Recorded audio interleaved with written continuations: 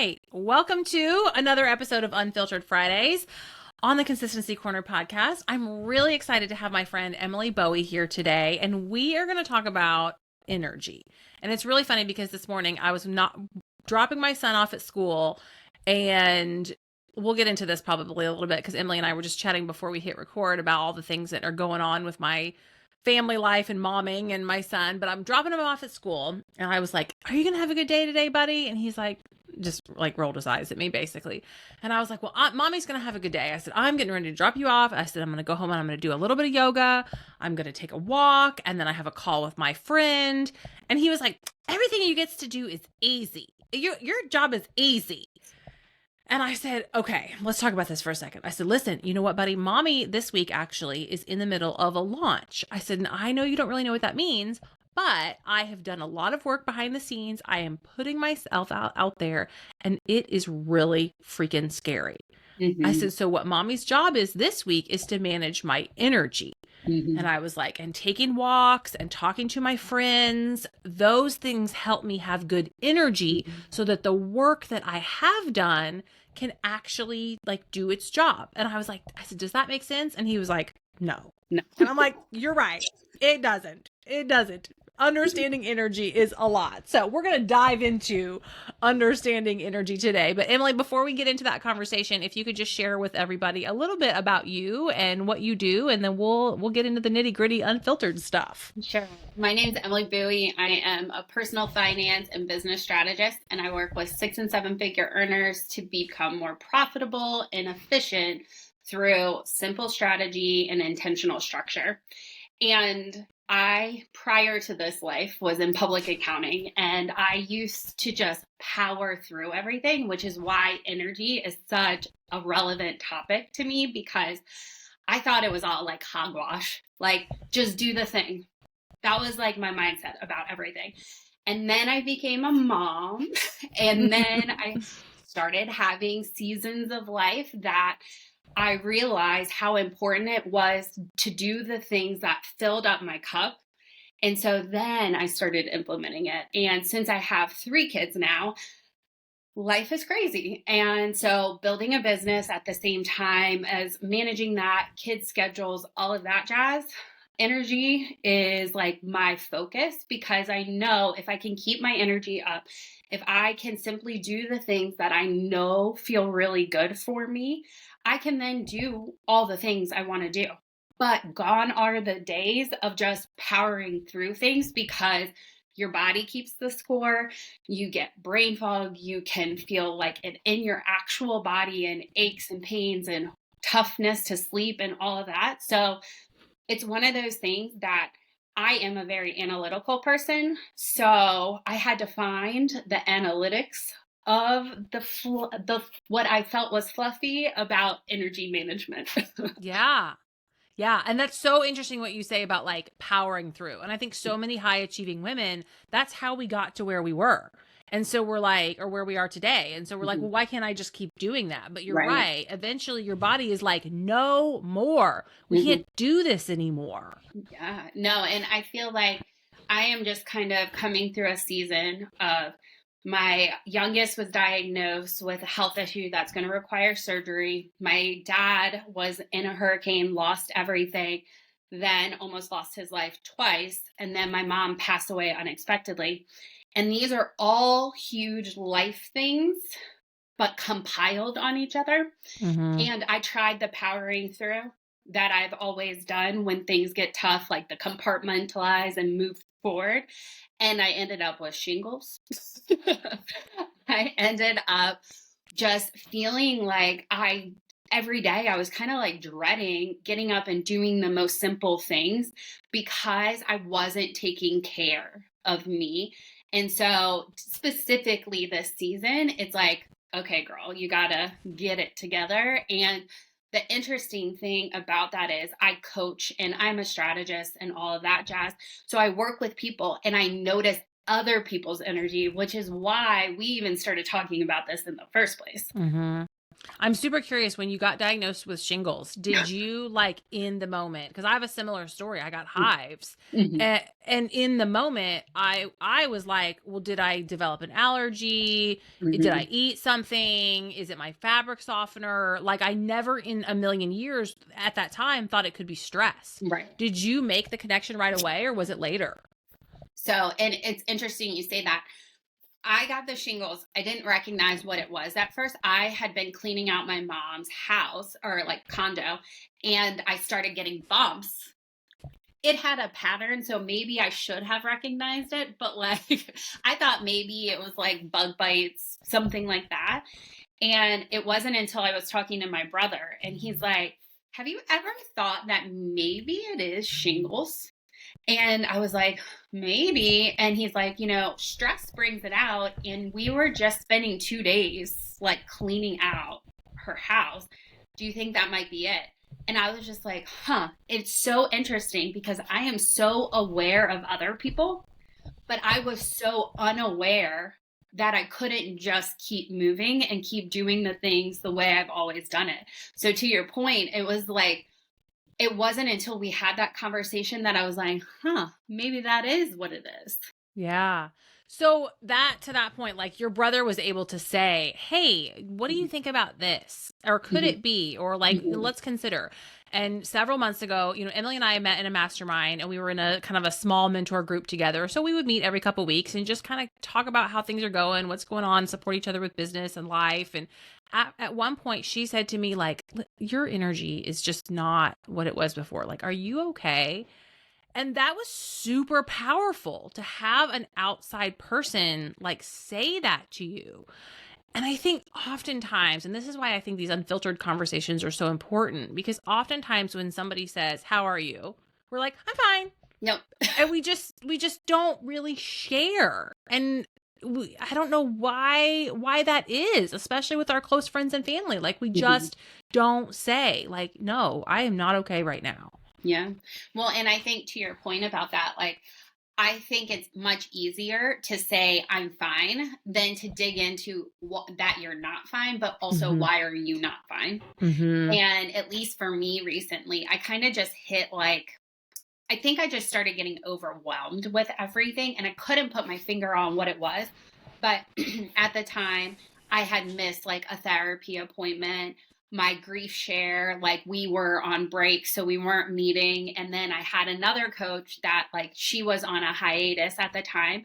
And all of my outlets to talk about things were gone for a month. No wonder my energy Mhm. was off. But it wasn't until I stopped and reflected and Mhm. I made it a point to say, like, what is going on with me? Let me look at what has happened or hasn't happened.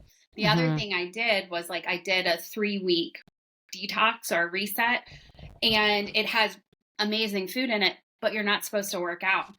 And working out is my energy release. So when I'm starting to feel all that funky energy because I'm stressed out, not sleeping, whatever, my workouts help me like move it, Mhm. and I wasn't working out and I wasn't talking about it and I wasn't even able to be around people because I was going like a mile a minute all the time, that nobody could reflect back to me that I wasn't myself. Mhm. Yeah. Yeah. I mean, you're right. Like, you talked about so many things like movement, nutrition, processing, and talking. And this is something that I have even learned recently, like with my husband, or even like sometimes with friends, to be like, I just need to talk for a second. I need to Mm-hmm. talk this out. Like, I'm not asking for any advice. I'm not asking for any help. I Mm-hmm. just literally need to talk to process this in my own brain. And I love what you just said because this is goes back to that self-awareness thing, knowing what kind of processor you are. I'm an Mm-hmm. external processor, so I need to talk. So that's why the therapy, the group share, the coach, all of that was so impactful for me, not having that support. Not because they often they don't give me the solution. I talk myself into the solution. But Yes. some people are internal processors and they often need journaling Mm-hmm. or some just like thinking time and space. And that is sufficient to kind of figure out what that thing is. And So if there's anything I would recommend is slowing down to check in with yourself regularly. Mm-hmm. And this is a huge part of what I do when I work with other like business owners is like I try and emphasize the importance of reflection, because that's usually, if you're a high performer, you just keep moving. Yeah. You don't need to think about the other things because we can just wing it and make it happen and all these things. But realistically speaking, what I've learned over time is like that slow down to speed up is huge. Yeah. And I love that I know that you help business owners with both their personal finance and their business finance. And I think that is so incredibly powerful because I know money mindset can weigh on our energy and impact our energy. And as a business owner, you cannot separate the two, your Mm-mm. business finance from your personal finance, right? Mm-mm. No. And I think, and ignoring finance piece, like you can't separate what's going on personally from what you're doing professionally. I think people that are just doers and making it happen kind of people think, well, I can just put this aside and go do the thing. But our energy, how we show up, and the way that we're perceived is all dictated by what we have going on and what we're processing. So Yeah. it's like even more so if you want to scale and grow your business, you got to get your home in order. And that's what I often say when we're talking about personal finances, but that goes for everything. Yeah. And I remember in corporate situations, like being coached to like check your mood at the door, leave Mm-hmm. your problems at Mm-hmm. home. Like we're programmed to do Mm-hmm. that. But at the end of the day, like you can't compartmentalize forever. No. Maybe you can do it for a little while, but you're right. It is eventually going to bleed into your energy. And like what I was telling my 8-year-old today in the car Right. is like we are each responsible for Yes. our own energy. Yes. So I know you said working out and, processing through verbally, therapy, groups that you're in. What else are some things that you try to make sure are habits Mhm. to manage your energy? So fun. This is one thing that I always felt like was not a big deal, but it is huge, is like literally trying to be fully present and choosing to enjoy things that I'm doing, because oftentimes it can shake out that it's a checklist item, like going to the pumpkin patch with your kids or giving them breakfast or whatever the case may be, can just be that checklist thing. But it's that presence that allows you the space to be fully there and let those things rejuvenate you. And Yeah. I found that giving them breakfast and doing dance parties at the same time is really effective for us. Or even just like in the evenings when we're putting the girls to bed, they share a room. They do salon. And so they'll do our hair, mine and my Mm-hmm. husband's hair. Oh, very fun. And we'll just dance and have fun, let them give us a performance of whatever they're practicing at the time or whatever. But I think the key here is I've always been the type to rush to the next thing. Mm-hmm. And what I found was you don't need 3 hours to rest. You need to find moments to like get that energy back. Mm-hmm. And part of that, and most of it, is just intention of saying, like, I'm going to be fully present and leave my phone downstairs, be fully here, or whatever Yeah. it may be. Yes, that leaving your phone somewhere else. And even like I found recently, taking a walk and instead of listening to a podcast, just listen to music. Yes. Like, because, and for me, sometimes a lot of times, like, well, I love to listen to podcasts and I don't Me too. drive as much anymore. So I'm not in the car and I can't listen while I work because it's too Mhm. much. So it's like, oh, I'll just take a walk and listen to a podcast. But then that walk is spent trying to learn and Right. process, and it's Add to that to-do list. right. And it's not actually giving me energy, but it's taking my energy. Where Yeah. if I can walk either in silence Silence. or Yeah. with like a pump up playlist, I come Mhm. back and I'm actually re-energized. Yes. And I totally agree. Actually, as I was dropping my oldest off on the way back, I just drove in silence. And never in the past, like maybe in the past 2 years, but prior to that, would you ever catch me in silence. Mm-hmm. I always had something, whether it was music or background TV or whatever. It was Yeah. always something. Well, and I think that Going. always something for a lot of people, we're using those somethings to numb Yes. the feelings that we don't want to feel, right? Oh, absolutely. And I think that is the hard truth for high performers is, hey, is this productive? I hear you listening to podcasts on 2x speed or books on 2x speed, but are you actually getting out of it what you want? Or is this just adding to the anxiety of getting to the next thing? Mm-hmm. And we can do that up until a point. And Right. it's like an athlete training. Like you can push, push, push, and push and push, but eventually you're going to get injured if you push too hard or if you don't rest and recover. And it's the same thing with our mental health and our mental state. And when we go through really emotional things, our kids are struggling with their health or school, or we have a death in the family, or a spouse loses their job, or we move, or any of those things that are like huge, we have to recognize that like that is impacting our energy. Well, and even the things that aren't huge, like the daily grind sometimes can just be so much, especially if you haven't dealt with other things. Because I think that's the other thing I often hear from people. They'll be like, well, there's nothing going on, or it hasn't been bad, or whatever the case may be. And I'm like, yeah, maybe, but some of that just wears on you after a while. Yeah. And I think I notice a lot of times, and I saw this in the corporate world, but I see it with entrepreneurs too. Like, let's say we do take a vacation, but do we really take a vacation? Right.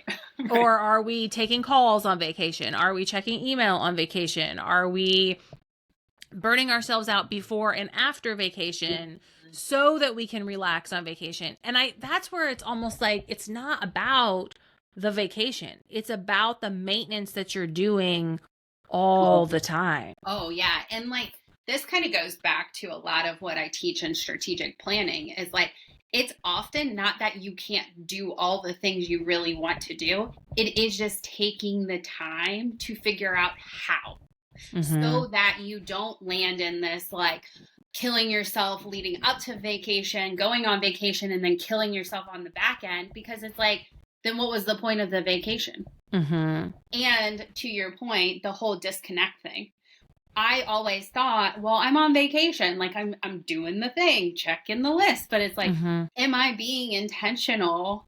And is this going to be rejuvenating to me? Because it doesn't seem like it, you know? Yeah. I know for a lot of women, to get ready for vacation, they're the packer for the whole family. They're the hotel booker and the flight booker and the itinerary maker. And so then by the time you get there, you're like, oh, I'm so tired. Well, and it's funny you say that because a few weeks ago, my husband was going to go on a work trip and we were going to go along. And it's like me and 3 kids. And I'm just thinking, I was like the Thursday before, I was like, there's no way I can do this. I am not packing us up. I have no idea what we're going to do while we're there. The thought of us being stuck in a hotel room or trying to keep them entertained just feels like so much. And so I intentionally chose to have a staycation. And I had all my calls canceled. I had a whole week to just be present and rest. Yeah. Now I got a little sick. I got the COVID, but that said, like even just the intentionality of that space allowed me to take care of myself. Whereas normally I would have just pushed through. Yeah. Because I couldn't cancel that call or I couldn't do X, Y, and Z. And I stayed off social media. I stayed off email. I stayed off of everything and just said, you know what?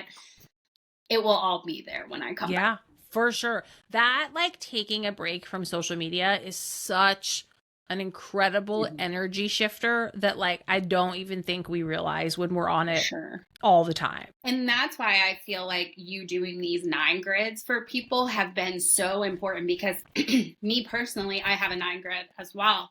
And it's all there. So if somebody lands on my page, they know how to work with me. They know what value I give. They know everything about what I'm about. You know what I mean? So it's like, it takes that extra layer of like, oh, I have to be or I have to do off the table. Now I can just show up on stories, create some reels, go live, do whatever, and feel really good about it.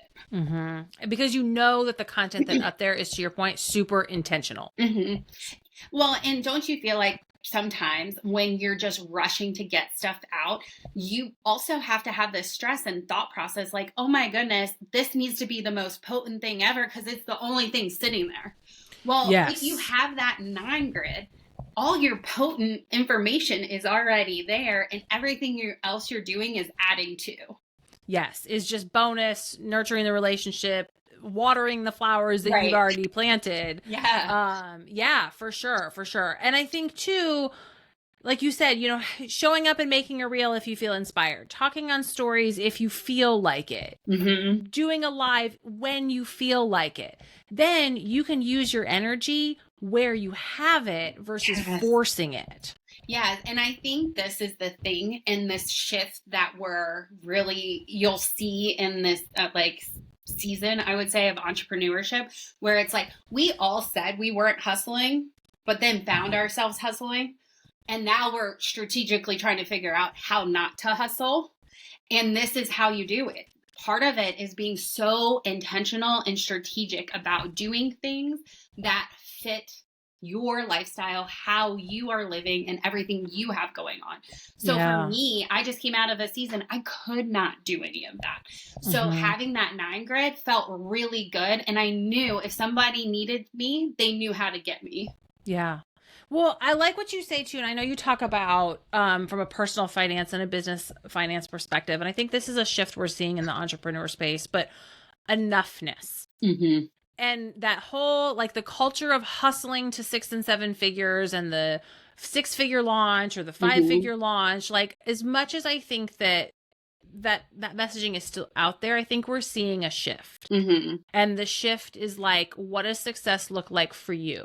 Absolutely. What's enough for you? And really knowing that so that you're not chasing like these arbitrary numbers and goals that aren't going to fill you up anyway. Absolutely.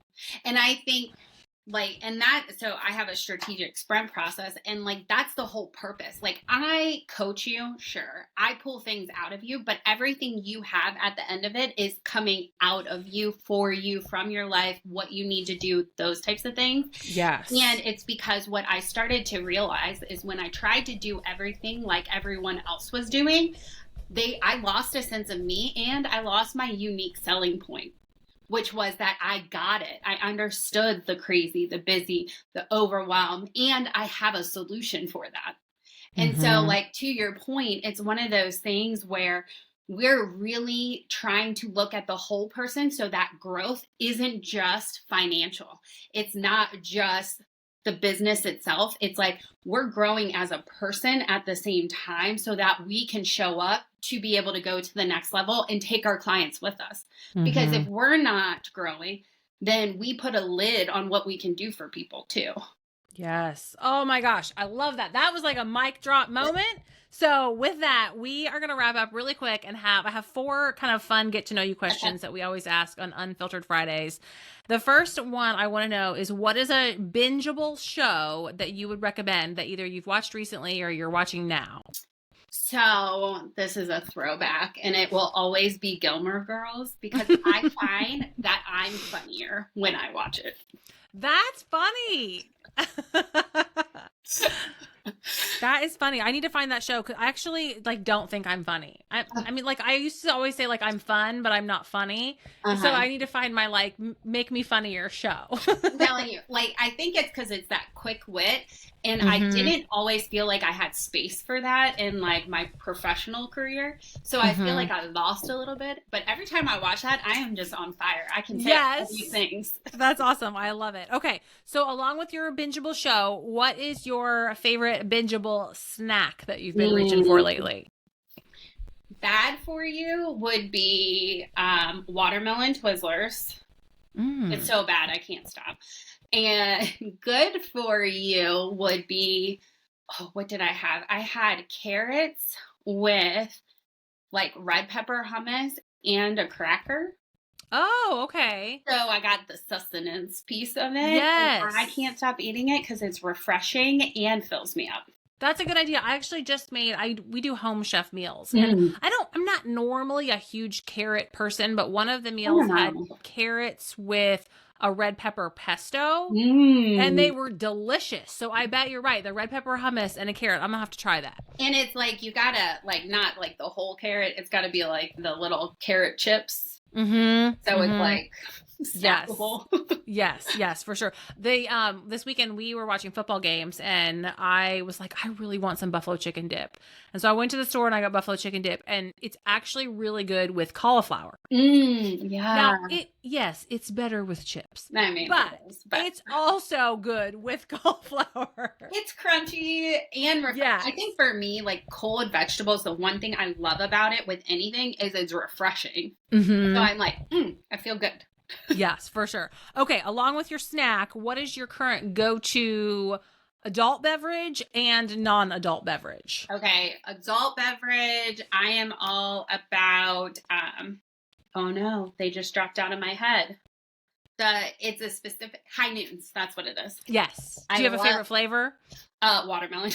Oh, really? So there's this theme here, watermelon. Watermelon, yes. I like the grapefruit High Noons. Those are my favorite. Okay. Yeah, I pretty much haven't found a flavor I dislike, but I am allergic to pineapple, so we try and stay away from that one. Okay, that's probably good. And then actual beverage, high quality H2O. Yeah. Are you good at drinking water? Ish. Yeah, that's one of mine. Like, I know that I can be better, and it's you have your fun cup, and that makes a huge difference. Fun cup that you like, and a straw. Yes, it makes it so much easier to get your water in. Our water filter thing in our refrigerator broke, and so we've been buying bottled water, and I'm like, we got to get that thing fixed because I'm better about filling it up when it's working. So okay, last one. I love to talk about travel because I love traveling. So I'd love to know either a recent trip you took that you loved or a trip that you have coming up that you're excited about. So we have 2 fun trips coming up. We got a 10-year anniversary with my husband and I. We're going on a cruise. And then next year we're doing a family reunion in St. George, Utah. Oh, fun. And I'm super pumped about this because though I've been to the West Coast and like the Midwest a lot, it's usually for work. So now I'm excited to explore it because it's so beautiful. Yeah. Like, so beautiful. And I'm an East Coast girl, so I don't really know all the fun that is out there. But I'm excited. Yes. I was actually just journaling this weekend about where I'd like to go next summer, and I put either Colorado or Utah for like a family trip because I think both of those would be really fun. I love that. Yeah. And I love being able to explore with kids because I'd love to give them the opportunity I didn't really have growing up to see all the cool things and just like so they can pick where they want to live. Yeah. Yes. And I know a lot of people think like, well, your kids aren't going to remember it, but you remember it with them. And so then it's for you just as much. Yeah, for sure. I love that. And just pictures and stuff. Yes. Most of my favorite pictures with my family are pictures from vacation and traveling. Right. And it brings up those like core memories that you might lose if you don't have something to remind you. Well, and that's like when we were talking about intention. My husband and I talked about this because travel is way more important to me than it is to him. And I grew up that like we traveled in my family. Like vacation was a priority. And for him, it wasn't. And I was like, why it's so important to me is it's because we are setting an intention. We're spending money and time to be together to create memories that don't happen on the regular. Yeah. And that's why it's so important to me. I love that. And I really feel like that's something I don't think people hone in on as much. So I love that you said that because it really does make a huge difference. Yeah, for sure. Well, this was a really fun conversation. I will definitely put things in the show notes as far as how you can connect with Emily, but where do you hang out online? Where can people learn more if they're interested in hearing about your strategic sprints? I'm on the Instagram. That's probably where I hang out the most. And if not, you can go to emilyvbowie.com. Yes, awesome. Thank you so much, Emily, for being here. This was a lot of fun. Thanks for having me.